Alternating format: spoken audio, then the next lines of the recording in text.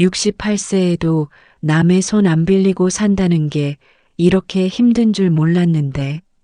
새벽 5시 인천 주안동의 좁은 골목에 가로등 불빛이 아직 꺼지지 않았다. 이순복은 침대 모서리에 앉아 무릎에 하얀 파스를 정성스럽게 붙이고 있었다. 파스 냄새가 코끝을 찌를 때마다 남편이 살아있을 때 발라주던 손길이 떠올랐다. 8년 전 그 사람이 떠난 뒤로는 모든 게 혼자였다. 아이고, 오늘도 무릎이 이러네. 이순복은 작은 한숨을 내쉬며 일어났다. 30년 된 다가구 빌라 2층, 전용 12평의 이 작은 공간이 그녀의 전부였다. 엘리베이터도 없는 이곳에서 매일 계단을 오르내리며 살아가는 것만으로도 하루하루가 운동이라고 스스로를 달랬다. 분식집으로 향하는 길, 이순복의 발걸음은 무겁기만 했다. 주 3일 아르바이트지만 이 일마저 없다면 생활비를 어떻게 마련할지 막막했다. 시장 초입에 있는 작은 분식집, 그곳에서 파전을 부치고 라면을 끓이며 하루 5만 원을 벌어들이는 것이 이순복의 일상이었다. 이순복 씨, 오늘도 일찍 오셨네요. 분식집 사장 김미숙이 반갑게 인사했다. 이순복은 앞치마를 두르며 대답했다. 네, 사장님. 일찍 와서 준비하는 게 몸에 배었어요. 파전 반죽부터 해놓을게요. 한낮까지 일하는 동안 이순복의 무릎은 계속해서 욱신거렸다. 서서 일하는 시간이 길어질수록 관절 깊숙한 곳에서 올라오는 아픔은 더욱 심해졌다. 그래도 참았다. 이 나이에 일자리가 있는 것만으로도 감사해야 한다고 생각했다. 오후 3시 분식집 문을 나서며 이순복은 하늘을 올려다봤다. 구름 한 점 없이 맑은 가을 하늘이었지만 마음은 무거웠다. 집으로 돌아가는 길, 계단을 오를 때마다 무릎에서 나는 소리가 더욱 선명하게 들렸다. 엘리베이터 없는 건 돈 아끼는 대신 운동이라 생각하자. 이순복은 늘 하던 말을 중얼거리며 한 계단씩 올라갔다. 2층에 도착해서야 거친 숨을 고를 수 있었다. 우편함을 열자 여러 장의 우편물이 들어 있었다. 그 중에서도 관리사무소에서 온 노란 봉투가 눈에 띄었다. 관리비 인상 안내. 이순복은 봉투를 뜯으며 작은 한숨을 내쉬었다. 안내문을 읽어보니 공용전기 과다 사용과 분리수거 민원이 많이 발생해서 관리비가 인상된다는 내용이었다. 현재 3만 원이던 관리비가 4만 5천 원으로 오른다는 것이었다. 공용전기를 누가 그렇게 많이 쓴다고. 이순복은 고개를 저으며 안내문을 식탁 위에 놓았다. 혼자 사는 집에서 공용 공간을 거의 사용하지 않는데도 관리비가 오른다니 억울했다. 하지만 어쩔 수 없었다. 이곳이 자신이 감당할 수 있는 유일한 보금자리였으니까. 저녁을 준비하며 이순복은 또다시 무릎의 아픔을 느꼈다. 병원에서는 정기적으로 주사를 맞으라고 했지만 한 번에 5만 원씩 드는 치료비가 부담스러워 자꾸 미루게 되었다. 분식집 하루 일당과 같은 돈이니까. 남편아, 혼자 사는 게 이렇게 어려운 줄 알았으면. 이순복은 작은 상 위에 차려놓은 저녁상을 바라보며 혼잣말을 했다. 김치찌개와 계란말이 그리고 시금치 나물. 소박하지만 정성스럽게 차린 한 끼였다. 이런 평범한 일상이 언제까지 지속될 수 있을지 가끔 불안해졌다. 밤이 되어 잠자리에 들 때까지 이순복의 머릿속에는 관리비 인상 안내문이 계속 맴돌았다. 매달 고정으로 나가는 비용이 늘어난다는 것은 그만큼 허리띠를 더 졸라매야 한다는 뜻이었다. 하지만 어떻게 해야 할지는 막막하기만 했다. 엄마, 전세가 완전히 미쳤어요. 5천만 원이나 더 올려달라는데 도저히 감당이 안 돼요. 일주일 후 토요일 오후 아들 박진호가 며느리 최세영과 손녀 박아라를 데리고 이순복의 집을 찾아왔다. 진호의 얼굴에는 깊은 걱정이 드리워져 있었다. 그래, 요즘 전세가 그렇게 많이 올랐다고 들었는데. 이순복은 손녀 아라를 무릎에 앉히며 아들의 이야기를 들었다. 세연은 옆에서 한숨을 쉬며 덧붙였다. 어머님, 저희가 어떻게 해볼 방법이 없어요. 대출도 한계가 있고 진호 오빠 수입으로는 감당이 안 되거든요. 진호는 새벽 택배 상하차 일을 하고 있었다. 시간제에 건당 수수료를 받는 불안정한 일이었지만 나름대로 성실하게 벌어들이고 있었다. 세연 역시 네일샵에서 주말 아르바이트를 하며 가게의 보탬이 되려고 노력했다. 그래서 엄마한테 부탁이 있어요. 진호는 조심스럽게 말을 꺼냈다. 이순복은 아라의 머리를 쓰다듬으며 아들을 바라봤다. 석 달만, 정말 석 달만 같이 지내면 안 될까요? 그동안 새로운 집을 구해볼 테니까. 이순복의 마음은 복잡했다. 좁은 12평 공간에서 4명이 함께 산다는 것은 쉽지 않을 일이었다. 하지만 아들 가족이 갈 곳이 없다는데 어머니로서 외면할 수도 없었다. 생활비는 어떻게 할 생각이야? 이순복이 현실적인 질문을 던지자 세연이 대답했다. 어머님, 저희가 한 달에 20만 원씩 생활비를 보태드릴게요. 그리고 집안일도 도와드리고요. 20만 원이라는 금액은 이순복에게는 적지 않은 돈이었다. 분식집에서 한 달 아르바이트로 버는 돈의 절반에 해당했다.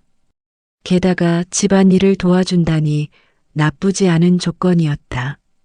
아라야, 할머니 집에서 살고 싶어? 이순복이 손녀에게 물어보자 아라가 환하게 웃으며 대답했다. 네, 할머니 집이 좋아요. 할머니가 해주신 계란말이가 제일 맛있어요. 아이의 순수한 대답에 이순복의 마음이 따뜻해졌다. 8년 전 남편이 세상을 떠난 후 혼자 살면서 가끔 적적했던 것도 사실이었다. 가족들과 함께 사는 것이 나쁘지만은 않을 것 같았다. 그럼 석 달만. 그 대신 규칙은 지켜야 해. 이순복은 조건을 내세웠다. 생활비 20만 원은 매달 5일까지 미리 내고 집안일은 서로 번갈아가며 하기로 했다. 특히 아라의 등하원은 세연이 담당하되 이순복이 도울 수 있는 선에서만 지원하기로 했다. 고마워요, 어머님. 정말 감사해요. 세연은 고개를 숙이며 인사했다. 진호도 어머니의 손을 잡으며 말했다. 엄마, 진짜 고마워. 꼭 석 달 안에 해결할게. 불편하게 해드려서 미안해. 그렇게 해서 이순복의 작은 집에는 갑자기 4명의 식구가 함께 살게 되었다. 거실에는 진호 부부가 잘 간이 침대를 놓고 아라는 이순복과 함께 안방에서 자기로 했다. 첫 주는 예상보다 평화로웠다. 세연은 약속대로 설거지를 도왔고 시장에서 사온 과일을 깎아서 이순복에게 가져다 주었다. 진호는 새벽에 일을 나가기 전 쓰레기를 버리고 퇴근 후에는 전구를 갈아주는 등 집안의 자잘한 일들을 도와주었다. 어머님 덕분에 숨통이 트였어요.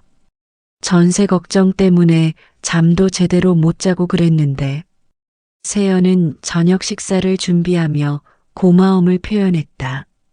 이순복도 오랜만에 가족들과 함께하는 식사 시간이 즐거웠다. 특히 아라가 할머니, 이거 맛있어요 라며 밥을 먹는 모습을 보니 마음이 한결 따뜻해졌다. 아라야, 내일 유치원에서 뭐 배우는지 할머니한테 이야기해 줄래? 네, 내일은 만들기 시간이 있어요. 할머니한테도 만들어 드릴게요. 아이의 밝은 대답에 이순복은 절로 미소가 지어졌다. 이런 소소한 대화들이 혼자 살 때는 그리웠던 것들이었다. 밤이 되어 가족들이 각자의 잠자리에 들 때 이순복은 안방에서 아라와 함께 누우며 생각했다. 석 달 동안만이라면 충분히 견딜 수 있을 것 같았다. 아니, 오히려 이 시간들이 소중한 추억이 될 수도 있겠다는 생각마저 들었다. 할머니, 잘 자요. 아라의 작은 목소리가 어둠 속에서 들려왔다. 이순복은 아이의 이마에 가벼운 키스를 해주며 대답했다. 그래, 우리 아라도 잘 자라. 그렇게 첫 주가 지나갔다. 아직은 모든 것이 새롭고 서로를 배려하려는 마음들이 있었다. 이순복은 이런 평화로운 분위기가 계속 이어지기를 바라며 잠에 들었다. 하지만 그녀는 아직 몰랐다. 시간이 지나면서 이 작은 집안에서 벌어질 일들을 2주차가 시작되면서 분위기는 조금씩 달라지기 시작했다. 어머님, 죄송한데 아라 등하원만 좀 도와주실 수 있을까요? 오늘 네일샵에서 급하게 부르셔서요. 세연의 부탁은 사소한 것부터 시작되었다. 이순복은 손녀를 돌보는 것쯤이야 당연하다고 생각하며 흔쾌히 승낙했다. 유치원까지는 걸어서 10분 거리였고 아라와 함께 손잡고 걷는 시간이 나쁘지 않았다. 할머니, 오늘 유치원에서 친구가 할머니가 예쁘시다고 했어요. 그래, 우리 아라 친구가 참 말을 잘하네. 이순복은 아이의 순수한 말에 기분이 좋아졌다. 하지만 유치원을 오가는 길에 무릎의 아픔은 더욱 심해졌다. 하루에 2번씩 왕복하는 것이 생각보다 부담스러웠다. 어머님, 그리고 아침 그릇은 제가 저녁에 할게요. 아침에는 너무 바빠서요. 세연의 부탁은 점점 구체적으로 변해갔다. 처음에는 도와달라던 것이 해주실 수 있겠냐로, 그리고 어느새 제가 저녁에 할게요라는 말로 바뀌어 있었다. 이순복은 설거지 정도야 별것 아니라고 생각했지만 아침마다 4명이 쓴 그릇들이 싱크대에 쌓여 있는 모습을 보니 생각보다 만만치 않았다. 3주차에 들어서자 상황은 더욱 변했다. 어머님, 오늘 야근이에요. 늦게 들어올 것 같아요. 세연은 저녁 8시경 전화를 걸어왔다. 이순복은 아라에게 저녁을 먹이고 목욕시킨 후 잠자리까지 돌봐줘야 했다. 시계를 보니 이미 밤 10시가 넘어 있었다. 엄마, 세연이가 일이 많아졌나 봐. 요즘 자주 늦더라. 진호는 아내를 걱정하는 듯한 말을 했지만 이순복의 눈에는 뭔가 이상해 보였다. 네일샵에서 그렇게 자주 야근을 할 일이 있을까? 게다가 세연이 돌아올 때면 화장이 깔끔하고 옷도 구겨지지 않은 채로 들어왔다. 4주차가 되자 이순복은 확실히 느낄 수 있었다. 뭔가 잘못되고 있다는 것을. 어머님, 장 좀 봐주실 수 있어요? 토요일 오전 세연은 손에 메모지를 들고 이순복에게 다가왔다. 메모에는 빽빽하게 필요한 물건들이 적혀 있었다. 라면 2박스, 세제 대용량, 프리미엄 요거트, 과일, 고기, 생선. 이순복은 메모를 읽어보며 눈썹을 찌푸렸다. 라면 2박스라니 4명이 먹기에는 너무 많았다. 게다가 프리미엄 요거트는 개당 2,000원이 넘는 비싼 제품이었다. 이걸 다 사야 해? 네, 아라가 요거트를 좋아해서요. 그리고 라면은 진호 오빠가 새벽에 간식으로 자주 먹거든요. 세연은 당연하다는 듯이 대답했다. 그러면서 이순복의 카드를 달라고 했다. 잠깐, 카드는 왜? 어머님, 생활비 20만 원으로는 이 정도 장보기가 부족해요. 식재료비가 생각보다 많이 들어서요. 이순복은 당황스러웠다. 처음 약속할 때는 생활비 20만 원이면 충분하다고 했었는데 이제 와서 부족하다니. 하지만 아들 가족이 갈 곳이 없다는 생각에 결국 카드를 건네주었다. 그 후로 이순복의 분식집 근무는 주 3일에서 주 1일로 줄어들었다. 아라 등하원, 집안일, 장보기 등으로 시간을 낼 수 없었던 것이다. 무릎 주사도 계속 미루게 되었다. 병원에 갈 시간이 없을 뿐만 아니라 집에서 쓰는 돈이 늘어나면서 치료비를 아껴야겠다는 생각이 들었다. 할머니, 왜 요즘 파전 냄새가 안 나요? 어느 날 아라가 순수하게 물어왔다. 이순복은 아이를 안으며 대답했다. 할머니가 요즘 집에서 아라 돌보느라 바빠서 그래. 할머니가 파전 부치는 게 좋은데. 아이의 말에 이순복의 가슴이 아팠다. 자신만의 소소한 일상과 경제적 독립을 위해 해온 일이 점점 멀어지고 있었다. 하지만 어쩔 수 없다고 생각했다. 가족을 위해서는 어느 정도 희생이 필요한 게 아닐까? 저녁 시간 세연은 또다시 늦는다는 연락을 해왔다. 어머님, 오늘도 야근이에요. 요즘 손님이 많아져서 정신이 없어요. 하지만 이순복은 우연히 세연이 PC방에서 나오는 모습을 동네 슈퍼 앞에서 목격했다. 그때는 오후 3시였는데 분명 일한다고 나간 시간이었다. 세연은 친구와 함께 웃으며 이야기하고 있었다. 그날 밤 이순복은 잠을 이룰 수 없었다. 뭔가 속고 있다는 느낌이 점점 확실해졌다. 하지만 직접적으로 따지기에는 증거도 없고 무엇보다 아들 가족을 내쫓을 수도 없었다. 남편아, 내가 너무 만만하게 보이나? 이순복은 어둠 속에서 혼잣말을 했다. 돌아가신 남편이라면 이런 상황을 어떻게 해결했을까? 평생 남의 손 안 빌리고 살아온 자신이 이제 와서 이용당하고 있는 것 같아 자존심이 상했다. 한 달이 지나고 이순복이 가장 걱정하던 일이 현실이 되었다. 따르릉, 따르릉. 금요일 오전 10시 집 전화벨이 울렸다. 이순복은 바닥을 걸레질하던 손을 멈추고 전화를 받았다. 여보세요? 이순복 씨 댁이시죠? 관리사무소입니다. 관리사무소 직원의 목소리는 다소 딱딱했다. 이순복의 가슴이 덜컥 내려앉았다. 네, 그런데요. 공용 쓰레기 봉투를 개인 쓰레기로 사용하셨다는 민원이 들어왔습니다. 며느리분께서 계단 앞 공용 공간에 개인 쓰레기를 버리시고 공용 쓰레기 봉투를 가져가서 사용하신다고요. 이순복은 당황스러웠다. 세연이 그런 일을 했다는 걸 전혀 몰랐다. 죄송합니다.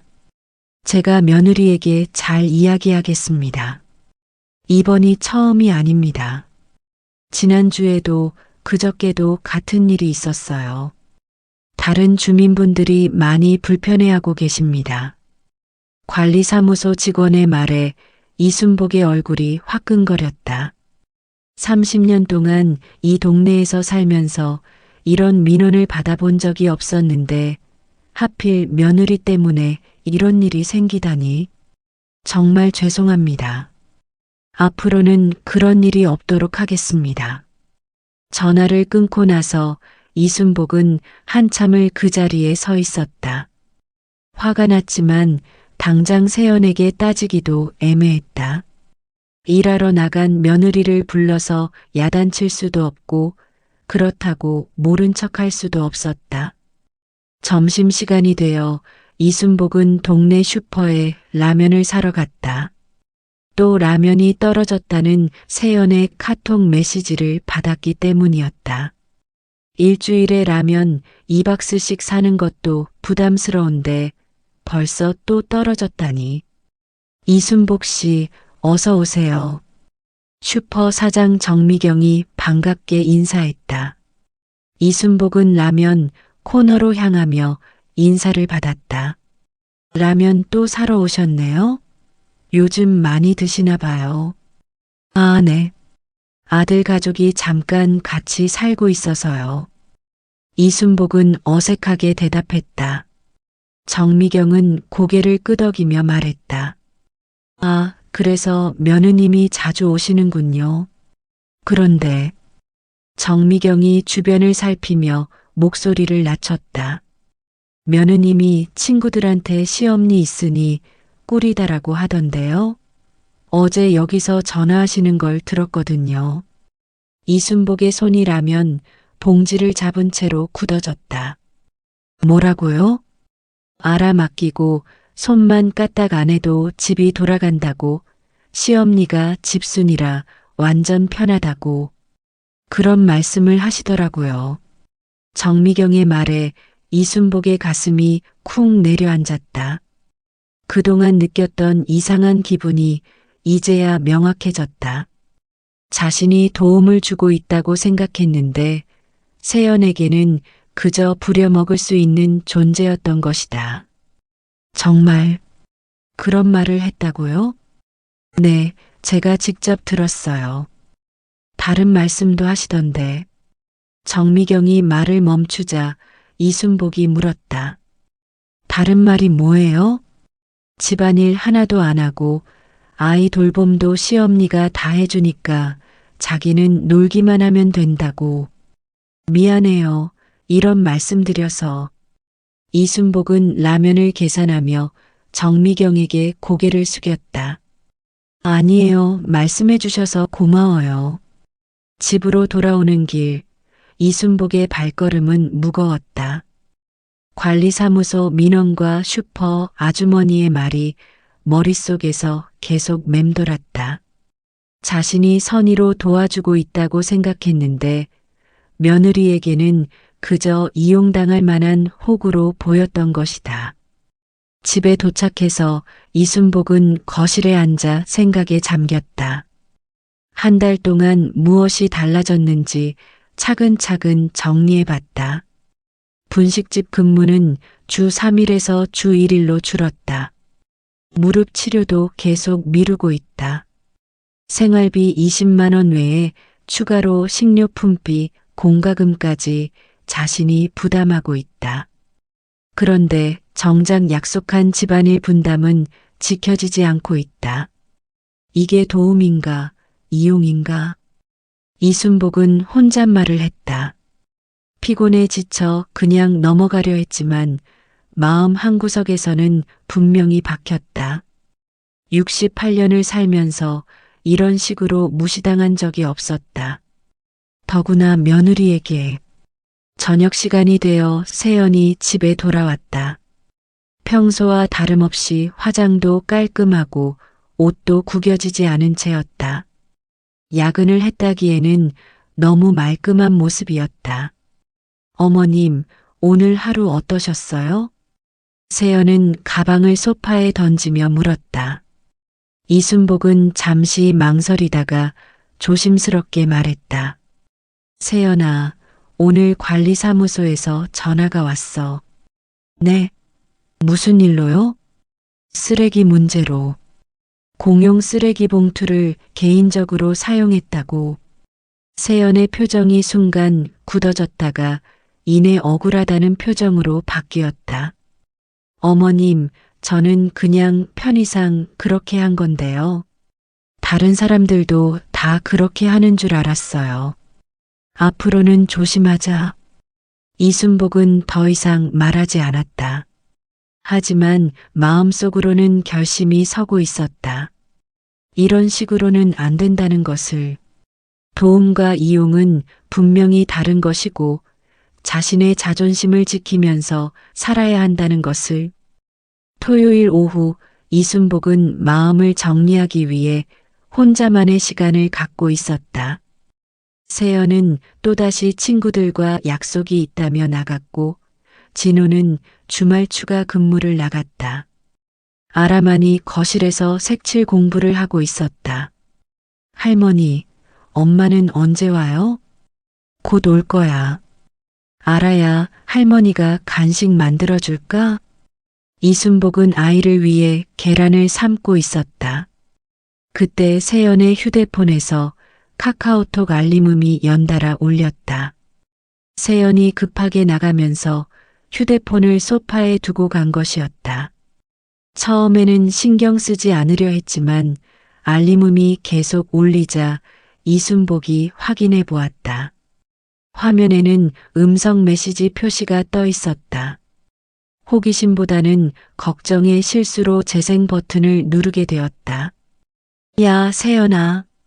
요즘 어떻게 지내? 친구의 목소리가 스피커를 통해 나왔다. 이순복은 급하게 음량을 줄이려 했지만 세연의 답변이 이어졌다. 언니, 나 진짜 꿀 빨고 있어. 알아 맡기고 손만 까딱 안 해도 집이 돌아가거든. 이순복의 손이 멈췄다. 슈퍼 아주머니가 했던 말이 사실이었던 것이다. 시엄니가 집순이라서 완전 편함. 아침에 일하러 나간다고 하고 PC방 가서 게임하고 카페에서 친구들 만나고 집에서는 애 돌봄, 집안일 다 해주시고. 음성 메시지는 계속 이어졌다. 이순복의 가슴이 쿵쾅거렸다. 그것도 모자라서 장보기까지 해주셔. 내 돈 한 푼도 안 들고 사는 거야. 진짜 시엄니 있으니 완전 개이득이지. 친구의 웃음소리와 함께 세연의 목소리가 다시 들렸다. 맞아. 처음에는 석 달만 있는다고 했는데 이렇게 편한데 왜 나가? 계속 있으면서 돈 아끼고 편하게 살 거야. 이순복은 휴대폰을 내려놓고 주저앉았다. 온몸에 힘이 빠지는 것 같았다. 그동안의 의심이 확신으로 바뀌는 순간이었다. 자신이 선의로 베푼 도움이 이렇게 비웃음거리가 되고 있다니. 할머니, 왜 그래요? 아라가 걱정스러운 표정으로 다가왔다. 이순복은 아이에게 걱정을 끼치지 않으려고 애써 웃으며 답했다. 아무것도 아니야, 아라야. 할머니가 좀 피곤해서 그래. 하지만 마음속으로는 결심을 굳히고 있었다. 증거가 필요했다. 말로만 해서는 세연이 발뺌할 것이 뻔했다. 이순복은 자신의 휴대폰을 꺼내 세연의 휴대폰 음성 메시지를 다시 재생하며 녹음했다. 이건 분명한 증거야. 같은 시각 동네 슈퍼 앞에서는 또 다른 일이 벌어지고 있었다.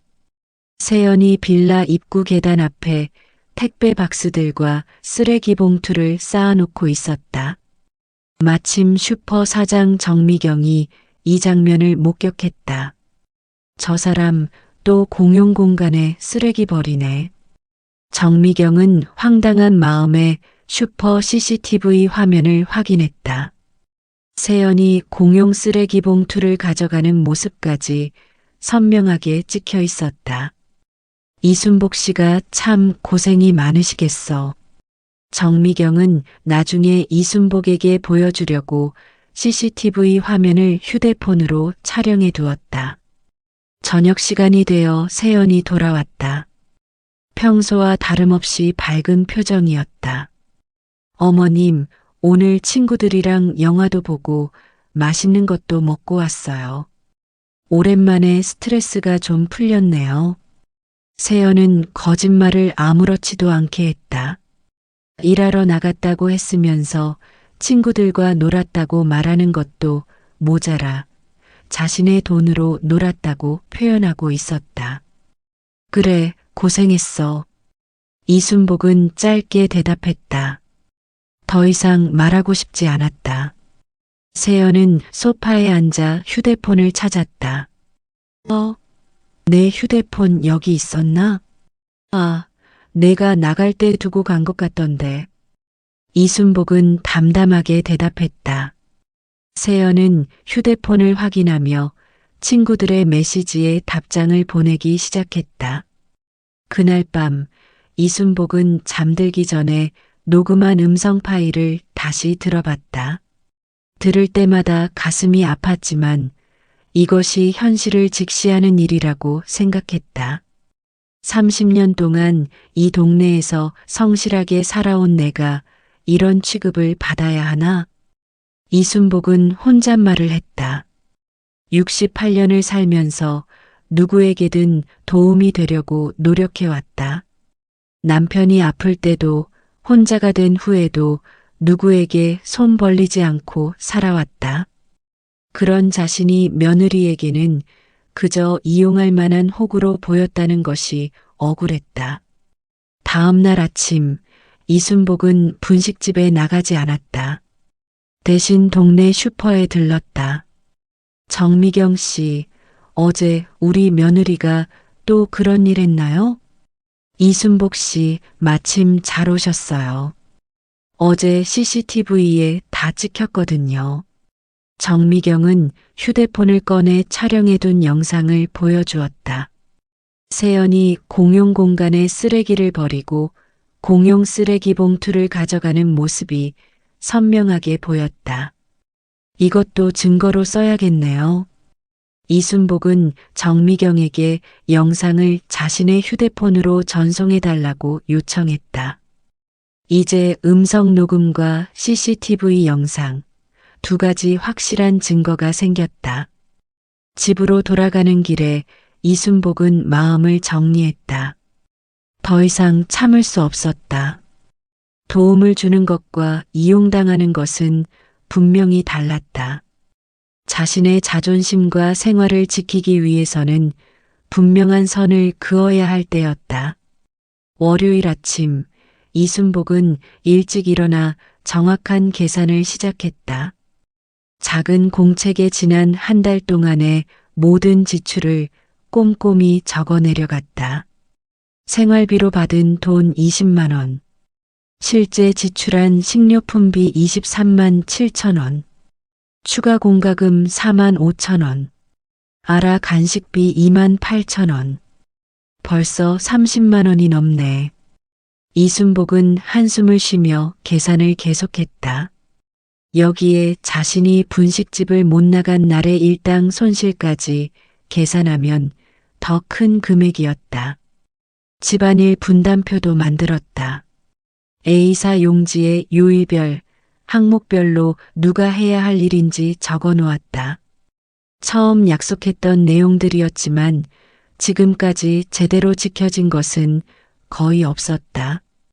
마이너스 월요일 저녁 설거지 세연 실제 이순복, 화요일 쓰레기 버리기 진호 실제 이순복, 수요일 바닥 청소 세연 실제 이순복, 목요일 빨래 세연 실제 이순복, 아라 등하원 세연 실제 대부분 이순복.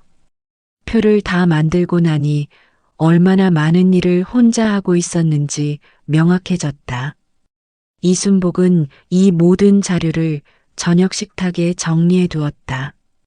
오후 6시 가족들이 모두 모이는 저녁 시간이었다. 세연은 평소처럼 오늘 진짜 힘들었어요 라며 소파에 드러누웠고 진호는 피곤한 표정으로 방에서 나왔다. 다들 여기 앉아보세요. 이순복의 목소리에는 평소와 다른 단호함이 있었다. 가족들이 하나둘 식탁에 앉자 이순복은 준비해둔 자료들을 차례대로 꺼냈다. 이게 뭐예요, 어머님? 세연이 궁금하다는 듯 물었다. 지난 한 달 동안의 정확한 계산이야. 이순복은 가계부를 펼쳐 보였다. 꼼꼼하게 적힌 숫자들을 보며 진호의 표정이 어두워졌다. 생활비로 받은 돈은 20만 원, 실제로 들어간 돈은 30만 원이 넘어. 약속과 다르지. 어머님, 요즘 물가가 많이 올라서. 세연이 변명하려 하자 이순복이 손을 들어 말을 막았다. 아직 끝나지 않았어. 이순복은 집안일 분담표를 펼쳐 보였다. 빨간 펜으로 표시된 부분들이 세연의 눈에 들어왔다. 처음에 약속한 집안일 분담이야. 빨간색으로 표시한 게 실제로 누가 했는지야. 표를 보던 진호가 당황스러운 표정을 지었다. 세연이 해야 할 일들이 대부분 어머니 몫으로 바뀌어 있었다. 그리고 이것도 봐. 이순복은 휴대폰을 꺼내 녹음된 음성 파일을 재생했다. 세연의 목소리가 작은 스피커를 통해 흘러나왔다. 시엄니가 집순이라서 완전 편함. 내 돈 한 푼도 안 들고 사는 거야. 시엄니 있으니 완전 개이득이지. 음성이 재생되는 동안 식탁의 분위기는 얼어붙었다.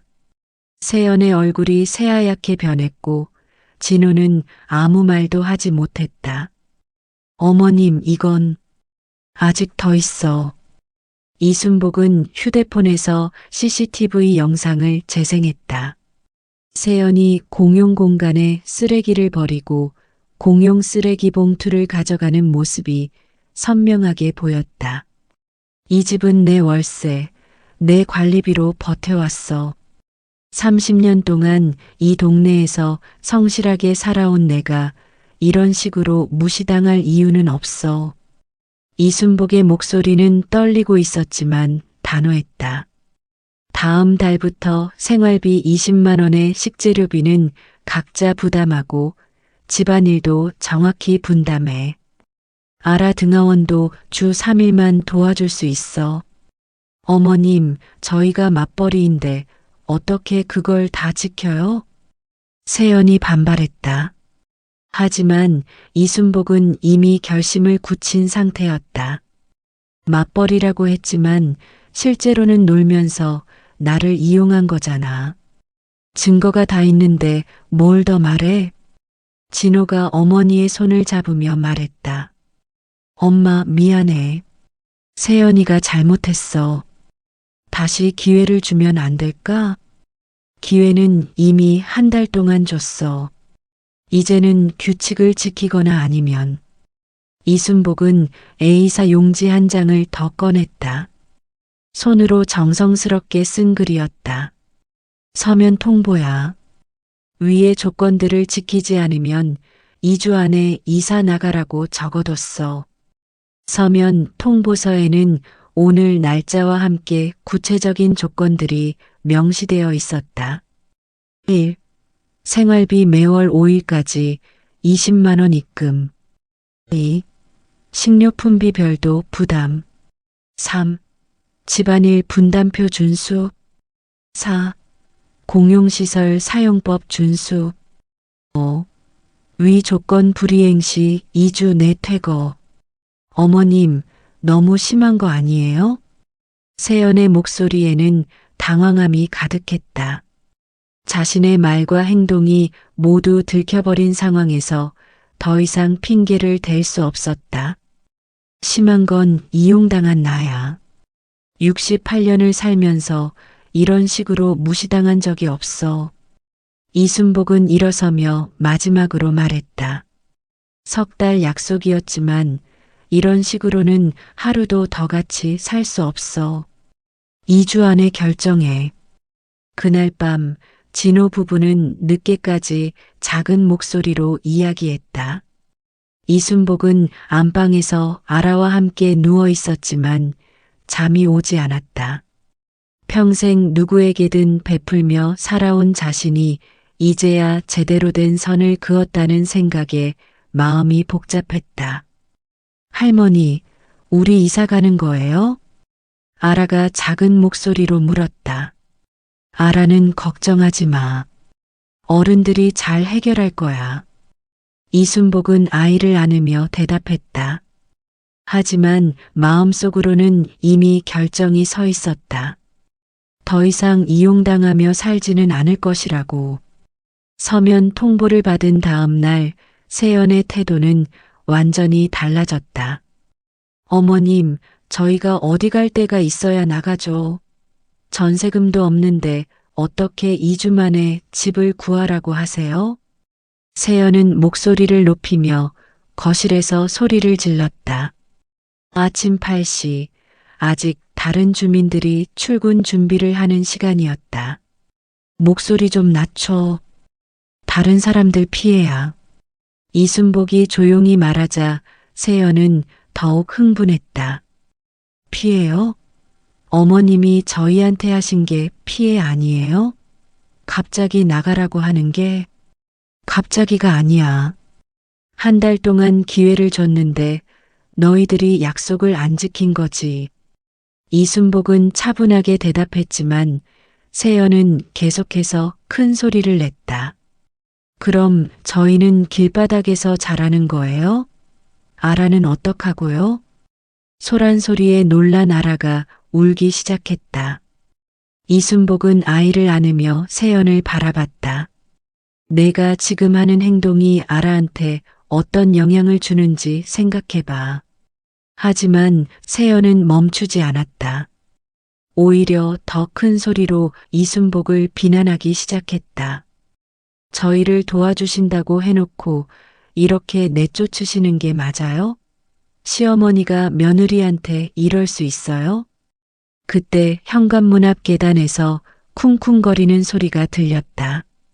세연이 화가 나서 택배 박스들을 계단에 내동댕이 치는 소리였다. 여기서 나가야 한다면서요. 그럼 이 짐들도 어떻게 하라고 하세요? 이순복은 창문 너머로 세연의 행동을 바라봤다. 공용 계단에 택배 박스와 쓰레기들을 아무렇게나 쌓아놓고 있었다. 동네 슈퍼의 CCTV가 이 모든 상황을 고스란히 담고 있을 것이었다. 저녁이 되어 진호가 퇴근했을 때 집안 분위기는 최악이었다. 세연은 하루 종일 짜증을 내며 짐을 여기저기 흩어놓았고 아라는 무서워서 이순복의 곁에서 떨어지지 않았다. 엄마, 조금만 더 시간을 주면 안 될까? 정말 갈 곳이 없어. 진호는 어머니 앞에 무릎을 꿇으며 애원했다. 이순복의 마음도 아프긴 했지만 이미 선을 그은 이상 흔들릴 수 없었다. 진호야, 너는 착한 아이야. 하지만 세연이는 달라. 한 달 동안 나를 완전히 이용했어. 엄마, 세연이도 반성하고 있어. 앞으로는 정말 잘할 거야. 하지만 바로 그때 관리사무소에서 전화가 걸려왔다. 이순복 씨, 오늘 하루 민원이 너무 많이 들어왔어요. 며느리분이 계단에서 소리 지르고 물건들 흩어놓으셔서 다른 주민들이 매우 불편해하고 있어요. 관리소 직원의 목소리는 단호했다. 그리고 체납된 관리비 고지서도 나왔습니다. 공용전기 사용량이 평소의 3배예요. 이순복은 전화를 끊고 진호를 바라봤다. 이게 반성하는 모습이야? 하루 종일 소란 피우고 이웃들한테 피해주고. 그날 밤 이순복은 경찰서에 전화했다. 112에 민원 상담을 요청한 것이었다. 소음과 공용공간 무단 사용, 그리고 주거 침입에 대해 상담받고 싶습니다. 상담 결과 이순복은 법적 권리가 있다는 것을 확인했다. 자신의 집에서 2주 후 퇴거 통보를 할 수 있고 이를 거부하며 소란을 피울 경우 경범죄로 신고할 수 있다는 것이었다. 다음 날 저녁 이순복은 가족회의를 소집했다. 관리사무소 직원도 입회하기로 했다. 정식 절차를 밟겠다는 의미였다. 어머님, 이렇게까지 하실 거예요? 세연이 떨리는 목소리로 물었다. 낮에 관리소 직원에게 여러 차례 경고를 받은 후 기세가 많이 꺾인 상태였다. 이순복은 테이블 위에 3가지를 차례대로 올려놓았다.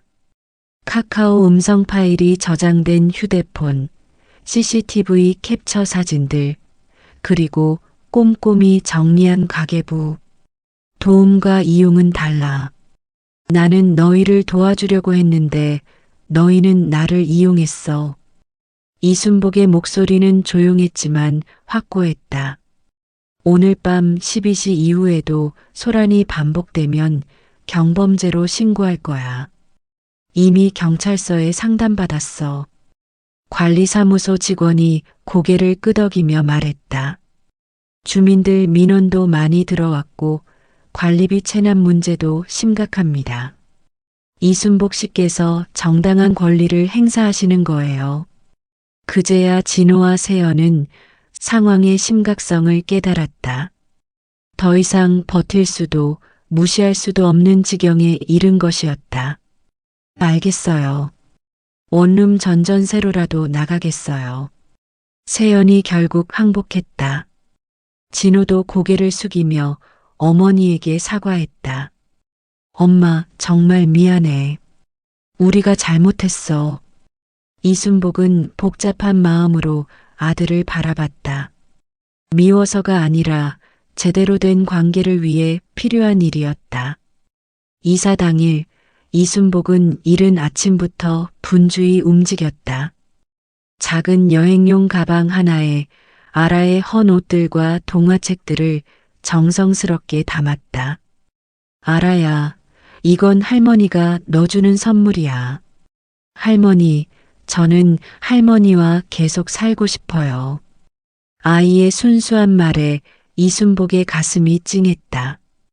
이 모든 일에서 가장 무고한 존재는 바로 아라였다. 아라는 엄마 아빠와 살아야 해. 대신 할머니와 약속하자. 토요일, 일요일 낮 2시간씩은 할머니와 시간을 보내자. 정말요? 약속해요? 그럼 할머니가 거짓말한 적 있니? 아라는 환하게 웃으며 할머니를 안았다. 이순복은 아이를 꼭 안으며 마음속으로 다짐했다. 어른들의 문제와 아이는 분리해서 생각하겠다고. 어머님, 정말 죄송합니다. 진호는 짐을 나르면서도 계속 고개를 숙였다.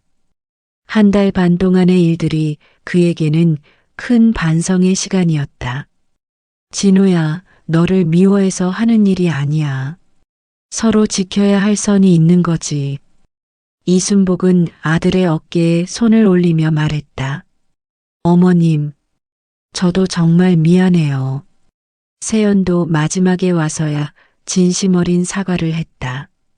모든 일이 들통나고 법적 절차까지 거치고 나서야 자신의 잘못을 인정한 것이었다. 앞으로는 스스로 하는 법을 배워야 해. 누구를 이용하는 게 아니라. 이순복의 말에 세연은 고개를 끄덕였다. 진심인지 아닌지는 시간이 지나야 알 수 있는 일이었다. 오후 3시, 진호 가족은 동네 원룸으로 이사를 마쳤다. 전전세 조건이라 보증금은 적었지만 그래도 4명이 함께 지낼 수 있는 공간이었다. 할머니, 내일 토요일에 올 수 있어요? 떠나기 전 아라가 마지막으로 물었다. 그럼 할머니가 맛있는 계란말이 만들어 놓고 기다릴게. 와, 좋아요. 아이의 밝은 대답에 이순복은 미소를 지었다. 어른들의 복잡한 감정과 달리 아이에게는 여전히 할머니가 사랑스러운 존재였다. 가족들이 떠난 후 이순복은 혼자가 된 집을 천천히 둘러봤다. 12평의 작은 공간이 다시 자신만의 영역이 되었다. 왠지 모르게 집이 훨씬 넓어 보였다. 그날 저녁 이순복은 오랜만에 혼자만의 저녁상을 차렸다. 김치찌개와 계란말이, 그리고 시금치 나물. 소박하지만 정성스러운 한 끼였다. 이제야 내 집 같네. 이순복은 혼잣말을 하며 밥을 먹었다. 외롭다는 생각보다는 평온하다는 느낌이 더 컸다. 한 달이 지났다. 토요일 오후 2시, 약속대로 아라가 혼자 찾아왔다. 진호가 데려다주고 4시에 다시 데리러 오기로 한 것이었다. 할머니, 보고 싶었어요. 할머니도 우리 아라가 보고 싶었어. 이순복은 아이를 안으며 준비해둔 간식을 내왔다. 계란말이와 과일, 그리고 아이가 좋아하는 우유. 할머니, 새 집은 어때? 좁긴 한데 엄마가 요즘 집안일 많이 해요. 아빠도 도와주고요. 아라의 대답에 이순복은 안도했다. 적어도 아이 앞에서는 부부가 노력하고 있는 것 같았다. 4시가 되어 진호가 아라를 데리러 왔다. 엄마, 이거. 진호는 봉투 하나를 내밀었다. 안에는 10만 원과 함께 은행 송금 영수증이 들어 있었다. 이게 뭐야? 지난달 생활비 차액이요. 엄마가 더 내신 분에 대한 일부라도. 이순복은 봉투를 들여다봤다. 송금 영수증에는 어머님께 마이너스 생활비 보태드림이라고 적혀 있었다. 이런 건 안 받아도 돼. 엄마, 받아주세요. 저희가 잘못한 거니까. 앞으로 매달 조금씩이라도 드릴게요. 진호의 목소리에는 진심이 담겨 있었다. 이순복은 아들의 마음을 이해하고 봉투를 받았다. 고마워. 그런데 너희들 살림은 괜찮니? 네, 세연이도 이제 제대로 일하고 있어요. 진짜 네일샵에서 정직원으로 들어갔거든요. 그래, 다행이네. 이순복은 진심으로 기뻤다. 세연이 정말로 변했는지는 시간이 지나야 알 수 있겠지만 적어도 노력은 하고 있는 것 같았다. 다음 주 월요일 이순복은 오랜만에 분식집에 출근했다. 이순복 씨, 오랜만이에요. 어떻게 지내셨어요? 분식집 사장 김미숙이 반갑게 맞아주었다. 네, 사장님. 이제 다시 주 3일 나올 수 있을 것 같아요. 좋아요. 손님들이 이순복 씨 파전을 많이 찾았거든요. 이순복은 앞치마를 두르며 웃었다. 파전 반죽을 만들고 라면을 끓이는 익숙한 일상이 다시 시작되었다. 무릎은 여전히 아팠지만 마음만은 한결 가벼웠다. 점심시간 이순복은 무릎 주사를 맞기 위해 병원에 갔다. 미뤄뒀던 치료를 이제야 받을 수 있게 된 것이다. 어르신, 많이 아프셨죠? 앞으로는 정기적으로 오세요. 네, 의사 선생님. 이제 시간이 생겨서 꾸준히 다닐 수 있을 것 같아요. 병원에서 돌아오는 길, 이순복은 동네 슈퍼에 들렀다. 이순복 씨, 요즘 어떠세요? 집이 조용해졌죠? 슈퍼 사장 정미경이 웃으며 말했다. 네, 이제 제대로 된 평화예요. 도움 주셔서 고마웠어요. 당연한 일이에요. 혼자 사시면서 고생 많으셨는데. 집으로 돌아가는 길, 이순복은 하늘을 올려다봤다. 가을이 깊어가는 하늘이 유독 맑아 보였다.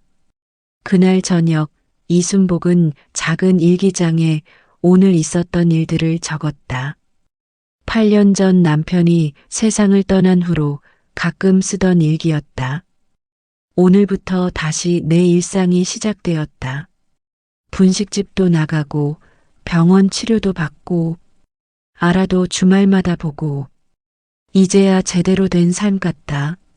마지막 문장을 쓰면서 이순복은 지난 2달을 돌이켜봤다. 처음에는 선의로 시작한 일이었지만 어느새 이용당하고 있었다. 하지만 용기를 내어 선을 그었고 이제는 모든 관계가 제자리를 찾았다. 우리가 서민이라서 참는 법만 배운 게 아니다. 선을 긋는 법을 배워야 살림도 마음도 산다. 이순복은 일기장을 덮으며 중얼거렸다. 68년을 살면서 이제야 깨달은 진리였다. 도움을 주는 것과 이용당하는 것은 분명히 다르고 사랑한다고 해서 무조건 참는 것이 능사가 아니라는 것을. 밤이 깊어가는 12평의 작은 집에서 이순복은 평온한 잠에 들었다. 내일도 분식집에 나가고 모레는 아라가 놀러 올 것이고 주말에는 무릎 운동을 하며 지낼 것이다. 소소하지만 자신만의 리듬으로 흘러가는 일상이 그 무엇보다 소중했다. 창밖으로 인천 주안동의 조용한 밤거리가 보였다. 30년을 살아온 이 동네에서 이순복은 오늘 새로운 삶을 시작했다. 누구에게도 의존하지 않고 누구에게도 이용당하지 않으며 당당하게 자신의 길을 걸어갈 삶을. 여러분은 이순복 할머니의 이야기를 들으시면서 어떤 생각이 드셨나요? 혹시 비슷한 경험이 있으시거나 주변에 이런 상황에 놓인 분들이 계신가요? 가족 간의 도움과 이용, 그 경계선에 대해 한번 생각해 보시는 시간이 되셨기를 바랍니다. 이런 현실적인 이야기들이 도움이 되셨다면 좋아요 버튼 한번 눌러주시고 구독과 알림 설정도 해주세요. 여러분의 인생 이야기와 경험담도 댓글로 들려주시면 더욱 의미 있는 시간이 될 것 같습니다. 다음에도 공감할 수 있는 따뜻하고 현실적인 이야기로 찾아뵙겠습니다. 오늘도 건강하시고 당당한 하루 보내세요.